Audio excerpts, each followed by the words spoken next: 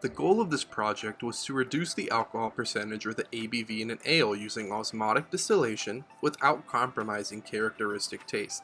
The current issues are that higher ABV beverages have more calories and can lead to health complications in kidneys, heart, and liver.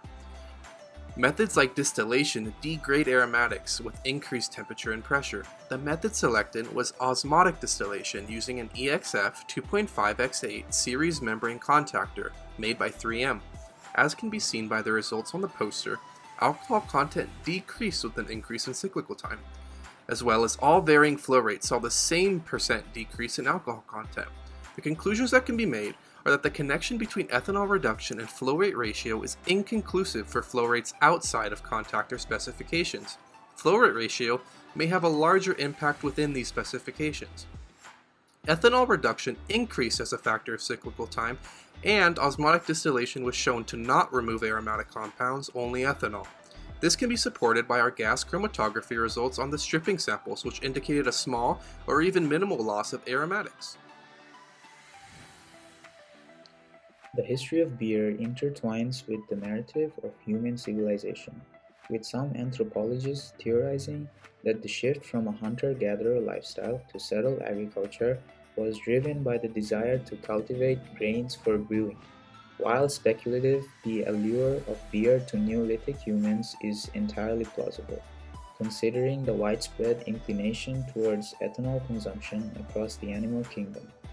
Ripe fruits naturally fermenting with yeast likely played a role in this evolutionary dynamic, offering both nutritional value and the psychological effects of alcohol. The symbiotic relationship between fruiting plants and animals as seed dispersers further reinforces this notion. Dating back to approximately 6000 BC, the Sumerians are credited as the earliest brewers of beer. The ancient beverage typically comprises water forms the majority of beer's composition. Malted grains serve to extract sugars for yeast fermentation, where yeast cells transform the sugar into ethanol and carbon dioxide. Two primary types of yeasts, ale yeasts and lager yeasts, play distinct roles in shaping beer's character.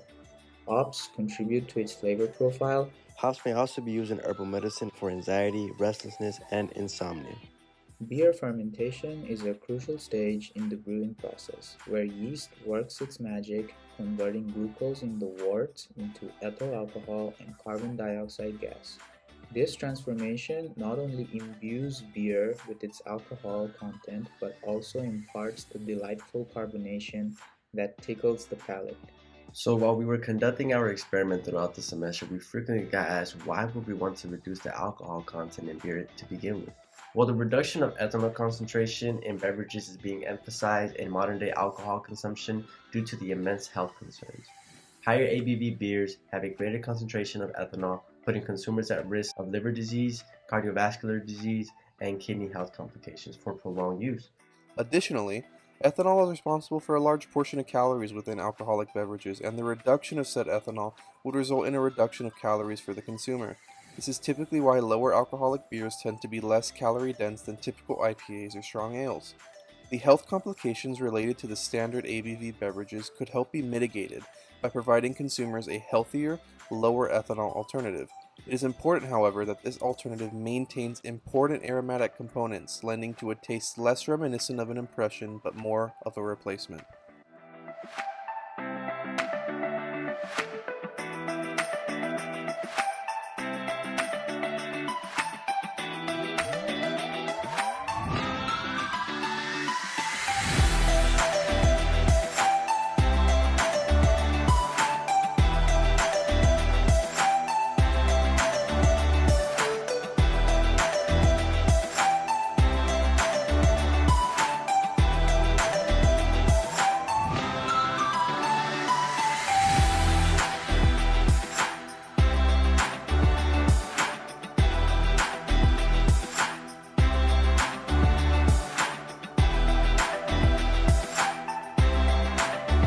There are three main methods for creating alcoholic beverages that have a reduced ethanol percentage compared to standard beverages. The three typical methods are biological, thermal, and physical separation.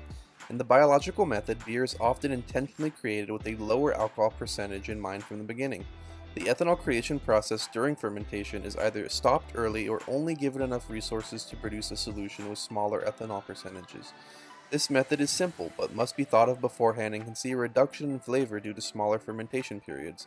In the thermal method, often distillation, the solution of beer with a larger ABV is heated, allowing the ethanol to vaporize and is then collected. The remaining solution has much less ethanol, however, this method greatly affects taste as the aromatic compounds within the solution are temperature sensitive. This leaves a third option, physical separation, one subsect of which is osmotic distillation.